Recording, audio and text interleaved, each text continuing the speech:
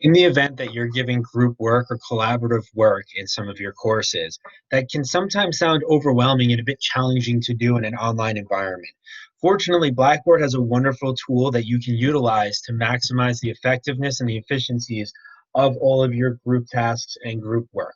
So in this particular example, it's called student groups. It may be called something different in your course, but all of the features are going to be relatively similar. When you go into student groups, sometimes you're going to be automatically enrolled or pre-enrolled into a group. However, there are times where you may be allowed to self-enroll into a particular group. That's going to be open to the professor's discretion.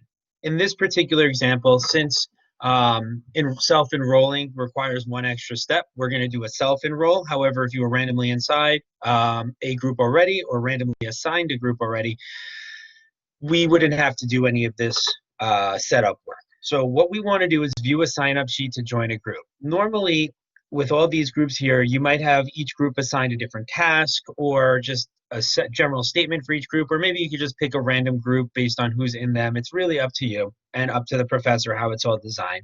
We're just going to sign up for group one. So I'm going to click on sign up. Now, as soon as I go into my group one sign up, you'll see I have a few options here: collaborate, file exchanges, blogs, discussion boards, journals, tasks, wikis, and email. Most of these are pretty self-explanatory. For example, sending an email, you'll have access to that, and you can email anyone in your group. A wiki is basically a working document that anyone can edit and work on. Group tasks is a fun feature. You can actually create group tasks.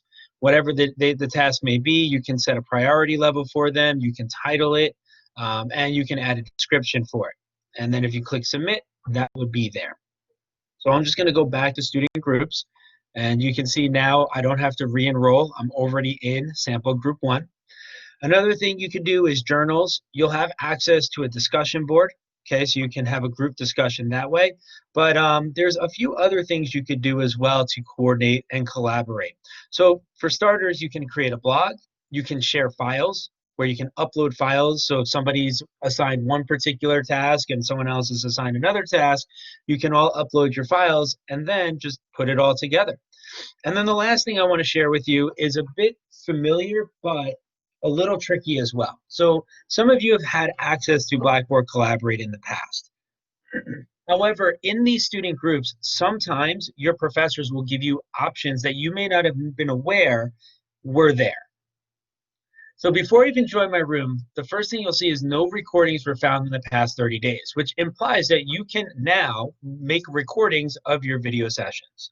And this is true. You can record your videos if your professors enable that particular feature. So let's click on Join Room and walk through what you'll have access to in Blackboard Collaborate. So on the top left, this is your session menu. And if you notice, if you click on Start Recording, you can now start recording your session. Just make sure when you're done, you click Stop Recording. If you don't, it won't automatically stop recording, and that might be problematic for you. Additionally, when you click on this purple tab, you'll see this Share Content area. And what's really nice about this is you can share a whiteboard and actually draw or type in text directly in there. You can erase stuff, right? So that's a collaborative space. You can share files and upload files that way, or you can also share your screens.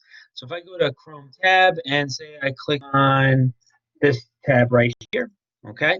So now I'm currently sharing that tab. So if I pull this off to the side, you can see I am now sharing, whoops, you do that. You can now see that I am sharing this tab, okay? So you're gonna have the options to share screens, share files. You'll have a lot of different things available that would normally not be available through Blackboard Collaborate. So once you're done, you can just close it out and make sure you stop the video when you're done. And then after 10 minutes or so, it will eventually upload into this space. So that's how you can record sessions. And that's helpful, especially if somebody in your group was just unavailable and there's 4 people, 3 could make it, 1 couldn't. The 3 people meet. The 4th person who couldn't make it watches the recording, and everyone is all caught up and understands what's happening. So hopefully this was helpful, and hopefully you guys put some great work together.